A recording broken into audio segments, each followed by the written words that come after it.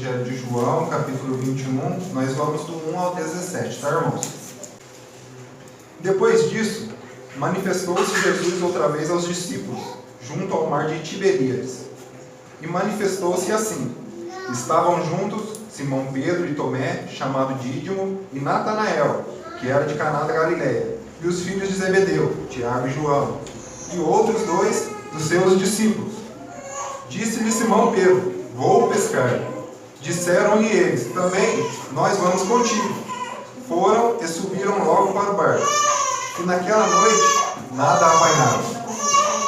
E sendo já manhã, Jesus se apresentou na praia, mas os discípulos não conheceram que era Jesus. Disse-lhes, pois Jesus: filhos, tende alguma coisa de comer? Responderam-lhe: não. E ele lhes disse: lançai a rede à direita do barco e achareis. Lançaram-lhe, pois, e já não podia tirar pela multidão de peixes. Então aquele discípulo a quem Jesus amava disse a Pedro: é o Senhor. E quando Simão Pedro ouviu que era o Senhor, cingiu-se com a túnica porque estava nu e lançou-se ao mar. E os outros discípulos foram com o barco, porque não estavam distante da terra, senão quase 200 metros, ou 200 côvados, levando a rede cheia de peixes. Logo que saltaram em terra, viram-lhe brasas e um peixe posto em cima e pão. Disse-lhe Jesus: trazei dos peixes que agora apanhastes. Então Simão Pedro subiu e puxou a rede para a terra, cheio de 153 grandes peixes. E sendo tantos, não se rompeu a rede. Disse-lhe Jesus: vinde e jantai. E nenhum dos discípulos ousava perguntar-lhe: quem és tu? Porque sabiam que era o Senhor. Chegou, pois, Jesus, tomou o pão e deu-lhe, e semelhantemente ao peixe. E já era a terceira vez que Jesus se manifestava aos seus discípulos depois de ter ressuscitado dos mortos. E depois de terem jantado, disse Jesus a Simão Pedro: Simão, filho de Jonas, ama-me mais do que estes? E respondeu: sim, Senhor, tu sabes que te amo. Respondeu assim: disse: apacenta os meus cordeiros. Tornou a dizer a segunda vez: Simão, filho de Jonas, ama-me? Disse-lhe: sim, Senhor, tu sabes que te amo. Disse-lhe: apacenta as minhas ovelhas. Disse-lhe a terceira vez: Simão, filho de Jonas, ama-me? Simão entristeceu-se por lhe ter dito a terceira vez: ama-me? E disse: Senhor, tu sabes tudo, tu sabes que eu te amo. E Jesus disse-lhe: apacenta as minhas ovelhas. Tremenda essa palavra, né, irmão? Eu gostaria de ver um verdadeiro pregador mesmo falando dessa palavra, falando. Eu até assisti uma pregação do Hernandes Dias Lopes, o cara, falar para você, pregando esse texto aqui, quase que foi arrebatado. Mas bom, como compete a mim a falar disso, vamos lá.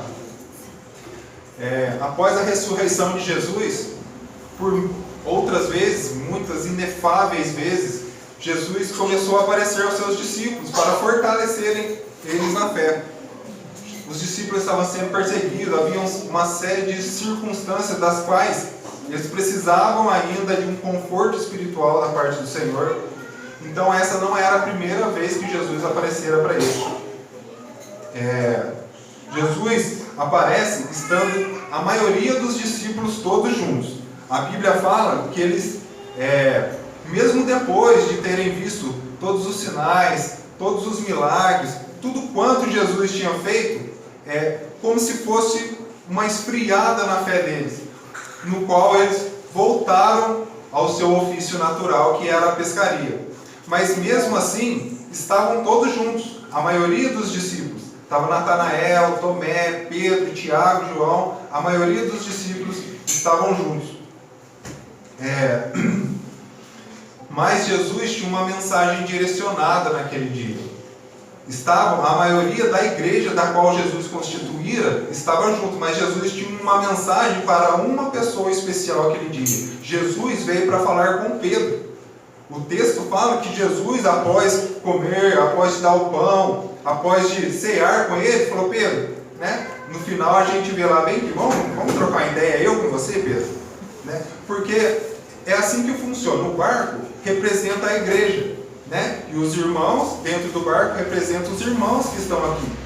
E podemos notar que dentro daquele barco existia um irmão, cada um com uma personalidade diferente, assim como somos nós. Existia Natanael, o único discípulo da qual Jesus elogiou, falou: eis aí um verdadeiro israelita, da qual não há dúvida. Existia também Tomé, o incrédulo. Ah, Tomé, você não acredita? Bem-aventurado aqueles que não veem e acreditam. Põe a sua mão aqui, ó. Então, e também existia João, aquele que se intitulava o discípulo amado. Muitos dizem que ele se intitulava isso porque eu acho que ele devia ser mais pecador, né? Porque, nossa, não é possível, Jesus está aqui do meu lado, você gosta de mim, e, olha, para gostar de mim tem que ser bom mesmo. E também tinha Pedro. Eu acho que era a criatura, a pessoa da qual todos nós vamos nos identificar um pouquinho hoje. Bom, dentro daquele barco estava cheio de homens cheios de disposição, homens valentes, os homens conhecedores da verdadeira palavra, do verdadeiro evangelho, do verbo vivo. Aliás, eles andaram com Jesus. Não era para ter nenhum resquício de dúvida depois de ter andado com Jesus. Era ou não era? Fala a verdade. Jesus vem aqui, anda 3 anos com você, fazendo um milagre, arrebentando mesmo. Você ia desacreditar? Mas não, eu pode ir embora que eu vou continuar acreditando, mas infelizmente não é assim na vida do cristão. Fala a verdade. Depois de que você se converteu, quantas vezes você... Nossa, será que eu sou... Até hoje antes de vir eu estava falando, será que eu sou de Deus mesmo? Deus, não é possível. A palavra fala que eu sou, mas eu pego, olho para mim e falo: meu Deus, eu entrei aqui e vi os irmãos tudo bonitão, assim, falei: ih, Jesus do céu, tem uma coisa errada nesse barco. Eu, em vez de pescar, eu levo a rede. Eu acho que eu vou levar um multímetro com uma chave de fenda, porque eu sou nem pescador, sou eletricista. Tem uma discrepância aí, mas aprove a Deus, irmãos, fazer a cada um de nós estar dentro desse barco, e aprove a Deus nos sustentar da maneira como Ele quer. Essa é a mensagem que Ele tem para a gente. Bom, os homens eram conhecedores da verdadeira palavra, mas tinham uma intenção errada. Primeiro, por quê?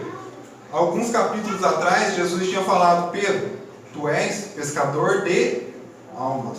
Então Jesus, o que ele tinha feito? Remanejado a função de Pedro, né? Não, você pode continuar pescador, você pode continuar a ser um professor, um eletricista, um médico, um pintor, um pedreiro, mas para Jesus. Agora você vai estar sendo remanejado, a sua função é outra.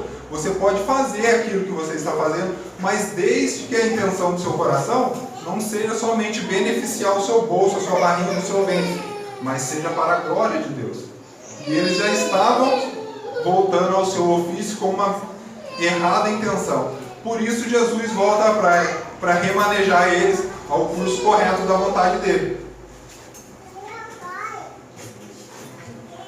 Bom, Jesus aparece de manhãzinho e adivinha, comandados por quem, né? As pessoas falam que um líder, ele nunca é neutro no meio do seu círculo de amizade. Por quê? Se o líder ele é um homem de Deus, ele é uma bênção.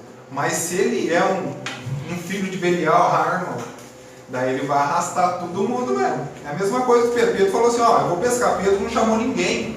Não, a gente vai com você também, tamo junto, é nóis. É nóis. Então, é muito importante a característica de eu e você, quando nós... Porque eu e você, irmão, nós somos líderes de alguma coisa. Ou você é um líder dentro da sua casa, ou você é um líder no seu trabalho, ou você é um líder na sua igreja, onde quer que você esteja, você é uma figura representativa de Jesus, irmão. Então, cabe a você decidir o que você quer liderar, quem você quer liderar, para onde você quer liderar as pessoas, porque é o ato dos apóstolos que você está fazendo hoje, porque o ato dos apóstolos não acabou, ele continua, até quando Jesus voltar para cada um de nós. E essa era uma disposição que estava sobre Pedro. Ele era um líder, mas nessa vez ele foi obrigado a levar os discípulos para uma pescaria. Não tem nada demais pescar, tem? Pô, às vezes você está na sua casa lá e fala assim: vamos lá pesqueiro lá, vamos lá, amor, pescar um peixinho, tem alguma coisa a ver? Não tem nada a ver, mas para Jesus não, irmãos. Para Jesus tem muita coisa a ver. Depende da intenção do seu coração. Bom, Pedro era um excelente pescador. Assim como você pode ser um excelente manicure, um excelente cozinheiro, um excelente pedreiro, um excelente... não sei lá o que vocês fazem. Mas o que vale, irmão, é a intenção do coração de vocês. Jesus, ele quer remanejar a sua função para que além da sua função você faça a vontade dele. para que você seja inserido nas coisas celestiais. Bom, o que aconteceu naquela noite? Nós lemos, se eu não me engano, em um dos versículos 4, 5, fala assim, que os discípulos nada apanharam. Eu não sei se acontece com vocês, mas vocês já se sentiram frustrados no seu ambiente de trabalho, ou seja, você é uma dona do lar, ou você seja um eletricista, ou você seja um segurança, ou você seja, sei lá, qualquer coisa que você seja. Você já se sentiu frustrado? Por exemplo, nossa, eu estou trabalhando, vou falar por mim, nossa, estou trabalhando nessa área há quase 20 anos, irmão, não consigo comprar nada, um carro, uma casa, nada. Sabe por quê, irmãos? A nossa função está errada. É por isso que Jesus vem, ele vem nos remanejar. É por isso que os discípulos saíram naquela noite e não pescaram nada. Por quê? Porque o objetivo não era pescar peixes físicos, mas sim pescar alma. No entanto, quando Jesus falou, tem alguma coisa de comer? Já acendeu a fogueirinha com o peixinho lá só esperando eles. Então o Senhor é suficiente para nos sustentar. Não estou falando aqui para você não trabalhar, para você não tirar o seu sustento, mas estou falando para você ver qual a intenção do seu coração diante das coisas que você faz, como trabalho, como vida acadêmica, como qualquer outra coisa. Bom, se não somos bem-sucedidos em nossos empregos, em nossa pescaria, é porque estamos pescando peixes errados. Por exemplo, é a mesma coisa. Eu acabei de me formar, tá lá, tem eu e mais 7 engenheiros lá para instalar uma lâmpada. É a mesma coisa que os 7 engenheiros não conseguiam instalar uma lâmpada. Foi o que aconteceu com os 7 pescadores. 7 pescadores no mar não conseguiram pescar um peixe. É porque está na função errada, irmão. Então, não se frustre, não fique bravo com Jesus. Você apenas está sendo redirecionado pelo Senhor para fazer a vontade dele. É como diz o salmista, se o Senhor não edificar a casa, em vão trabalha.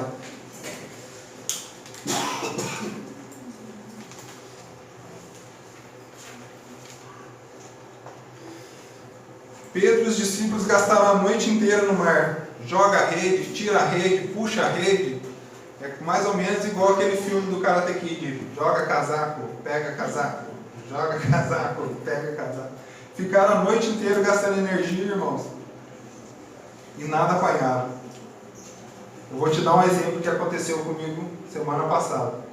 A gente é zoiudo por causa de dinheiro, né? Não sei vocês, mas eu estou trabalhando como autônomo.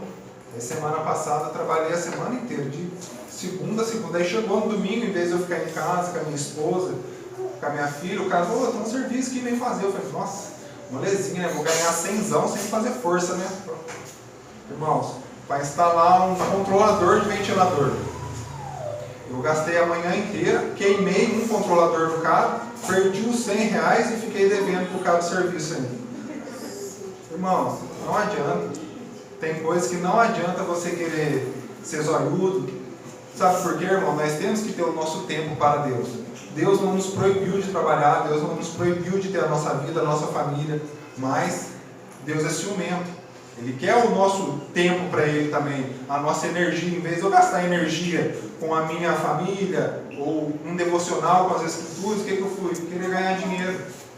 Então, muitas dessas coisas, Deus permite acontecer na nossa vida. Os nossos dons e talentos, e intelecto e energia são exclusivos para a obra de Deus. Depois do chamado por Cristo, a busca por satisfação nas coisas do mundo é inútil. Só o Senhor Jesus pode nos saciar. Irmãos, não adianta. Depois que Jesus, se você está aqui hoje, se Jesus te chamou, irmãos, nada além de Cristo pode saciar o vazio que há dentro de nós, o vazio existencial.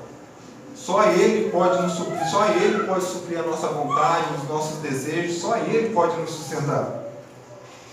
Filhos, têm algo de comer? Não. Foi o que aconteceu comigo. É como se o nosso mestre tivesse falado, eu já sabia. Então faz o seguinte, ó, eu sou mestre em pescaria, joga a rede ali do lado direito. Irmãos, pescador velho, pescando no mar profundo, não pegaram nada. Chega na beira da praia, 90 metros da praia, tem peixe na beira da praia, irmão? Às vezes, irmão, nós estamos pescando no lugar errado. é porque nós não ouvimos o chamar de Deus, nós não obedecemos ao Senhor a ponto de jogar a rede na beira da praia. A mesma coisa na praia, jogar a rede ali na onde deságua as ondas. Nunca que tem peixe ali, irmão. Mas para o nosso Senhor é possível, irmão. Então, eu não sei as circunstâncias das quais você está passando, da dificuldade, mas tenho certeza que o Senhor vai te mostrar, indicar o lugar onde jogar a rede no lugar certo, irmão.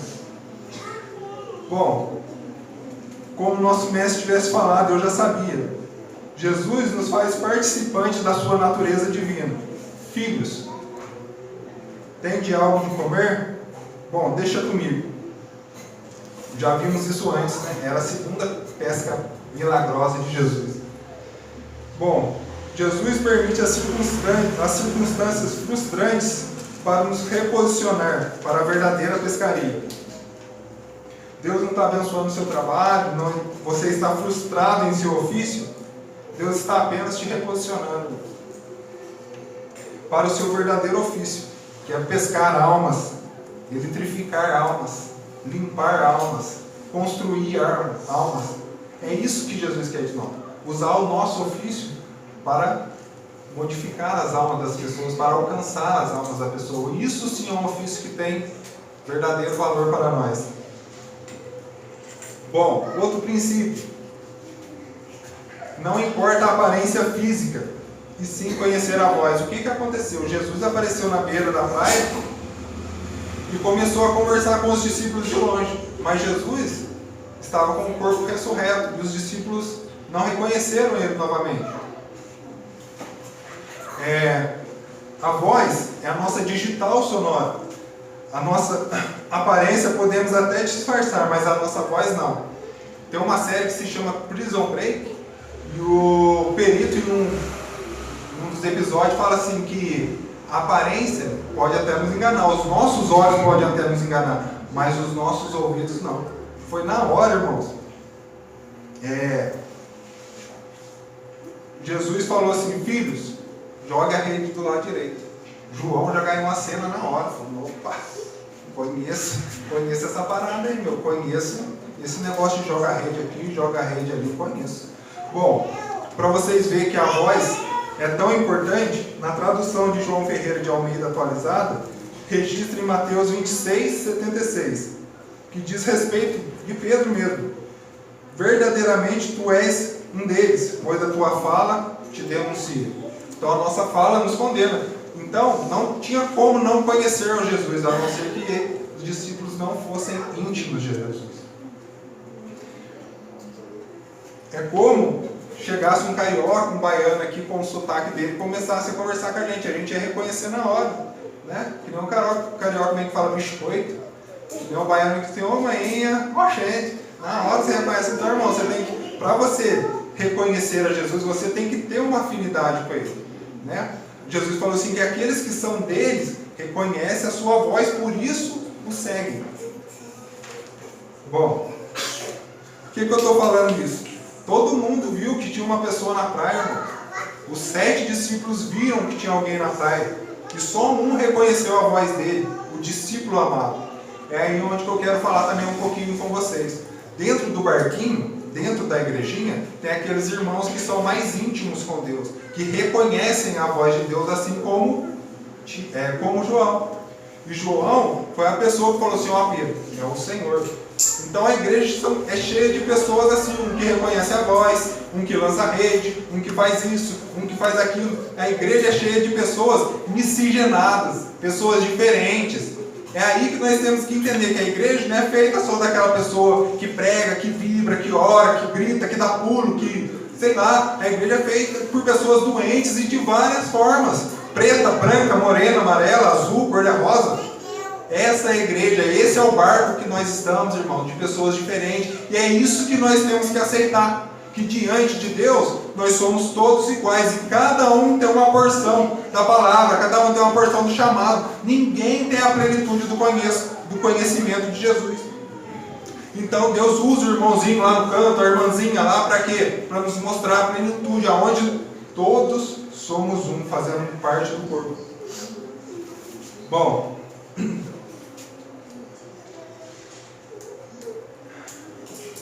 Por isso que nós temos que estar no barco, irmão. Por isso que nós temos que estar dentro do barco. Na Arca de Noé, diziam que haviam toda espécie de bicho. Um exemplo de igreja é a Arca de Noé. E dentro da arca havia os bichos todos defecando, fazendo as suas necessidades lá. Havia um certo mau cheiro dentro da arca, havia um certo desconforto, mas ainda assim dentro da arca era melhor. Por quê? Porque o resto do mundo estava inundado, alagado, era só morte, só pessoas gritando, gemendo lá fora, morrendo. Então muitas das vezes da igreja é assim. Está desconfortável, às vezes você não tem tanta afinidade com o irmão, mas tem com o outro, mas ainda assim é o melhor lugar para eu e você estarmos. Não saia para fora da arca. Não faz que nem Pedro na hora que vê Jesus, mergulha para fora. Opa, deixa eu sair fora desse barco. Irmãos, não faça isso. Continue dentro do barco, independente das circunstâncias, independente das dificuldades. A Bíblia fala assim que com o ferro afia o ferro, a respeito de relacionamentos. Então, no relacionamento dentro da igreja, vai ter mesmo uma discordância aqui, outra ali. Por quê? Porque somos diferentes, irmão. Mas vamos perseverar em todo mundo dentro do barquinho, quietinho. Como diz a musiquinha que a Sarinha ouve, Pedro, Tiago e João no barquinho. Todo mundo quietinho, bonitinho lá, que no final dá certo. Bom, eu falei no começo que essa mensagem ela tinha um direcionamento. Haviam todos dentro do barco, a maioria dos discípulos, mas Jesus veio falar com uma pessoa em especial, Pedro.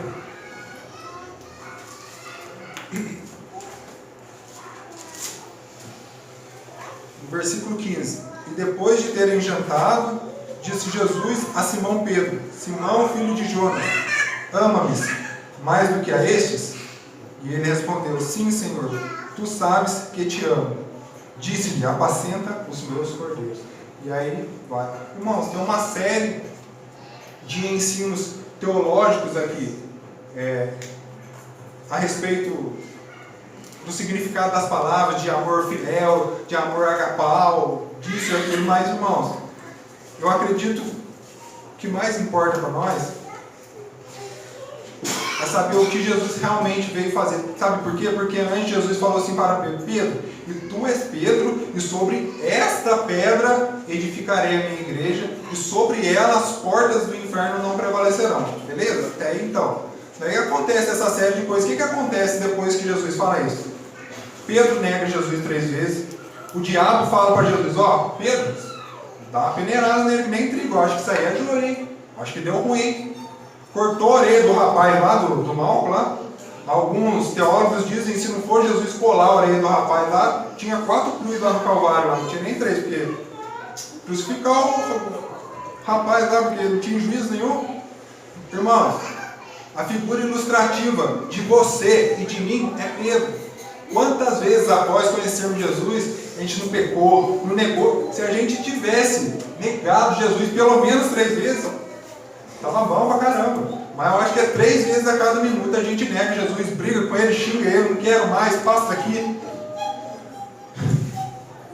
E mesmo assim, irmãos, Jesus com toda a paciência volta àquela praia.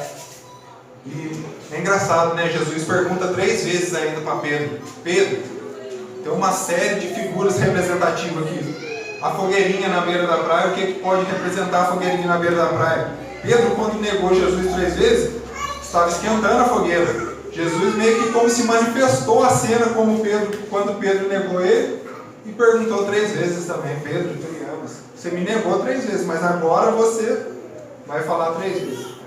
E é isso que eu quero dizer para vocês, irmãos, que Jesus, Ele não desiste de você, não desiste de mim, ainda mais que os nossos pecados, como diz o profeta, são vermelhos como a escarlate. Ainda assim que você tenha pecado, ainda assim que você tenha negligenciado as coisas de Deus, ainda assim que você tenha feito mal para seu pai, para sua mãe, para seu marido, para sua esposa, assim como eu ouvi de um amigo meu falando assim, que a cruz, irmão, é inesgotável para mim e para você.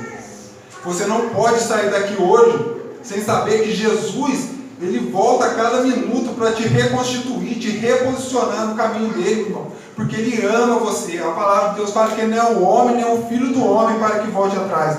Só se for para voltar atrás de mim e de você depois dos nossos pecados. E muitas das vezes estamos pulando fora do barco, irmãos. Quantas vezes, irmãos, eu pulo fora do barco, não quero, não sei o quê, com mimimi com Deus, e Deus, não, calma, vem, de novo. Irmãos, Deus ama você, Jesus ama você. Ele quer você dentro do barco. No barco é difícil, irmãos. Imagine 7 pessoas num barco pequeno, pescando em alto mar.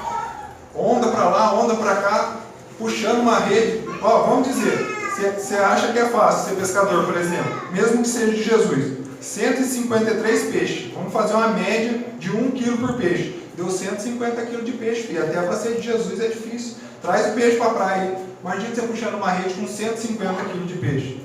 Então, irmão, as coisas são difíceis ao lado de Jesus, mas ainda assim é o melhor caminho. Não desista. Não desista da sua família. Não desista do barco que você está hoje, irmãos. Foi Jesus que colocou cada um de nós aqui. E Ele é fiel para nos sustentar. Ele é fiel para nos dar a vida. Quantas vezes for necessário, quantas vezes for impossível. Eu não sei até que hora vamos aqui. Passou? Bom, irmãos, essa é a palavra que eu tenho para falar para vocês. Eu não sei se cada um de nós somos um Pedro, mas eu falo por mim que se eu fosse metade ruim que nem Pedro já estava bom. Eu passei ruim que nem Pedro, precisava de um. E ainda assim eu tenho a certeza no meu coração que Jesus me perdoa, que Jesus me reposiciona a cada erro, a cada pecado. Então guarde isso no seu coração. Não deixe Satanás colocar no seu coração um esfriamento a ponto de te deixar triste ou te tirar fora do barco, fora do caminho. Amém? Eu agradeço a oportunidade em nome de Jesus.